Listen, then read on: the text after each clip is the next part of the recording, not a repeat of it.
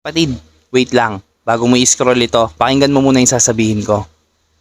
Alam mo ba na napakahalaga na baguhin natin ang sarili natin? Oo, hindi naman ako perpekto para magsabi sa nan. Pero darating at darating ang panahon, magkakaroon ka rin ng calling katulad ko. Hindi ako perpekto sa ganito pero sineshare ko lang yung nararanasan ko. Marami rin akong pinagdaanan, marami rin akong naging kasalanan. Pero may isang bagay na tumatak sa akin. Yung bagay na tinanong ako kung dahil ba sa ginagawa ko, maliligtas ako, sa langit na bagad ang punta ko. Siyempre sasagutin ko, hindi. Kasi nagsisimula pa lang ako eh.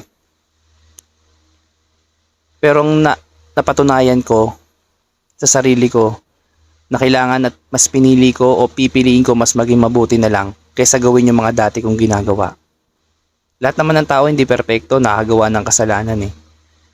Pero sa ngayon nag-i-stand ako para sa Lord at siya yung kinikilala ko bilang aking tagapagligtas at natatanging Diyos na nakakaintindi sa lahat ng naging kasalanan ko. Siya yung nagligtas sa akin. Siya yung nagmahal sa akin ng higit pa sa tao, higit pa sa ginagawa ng tao. So sana kung nakakaranas ka rin o naranasan mo yung dinanas ko, sana tanggapin mo rin ang Lord. Siya ang tanging makakapagligtas sa ating lahat. So God bless sa inyong lahat at tandaan, Jesus loves you.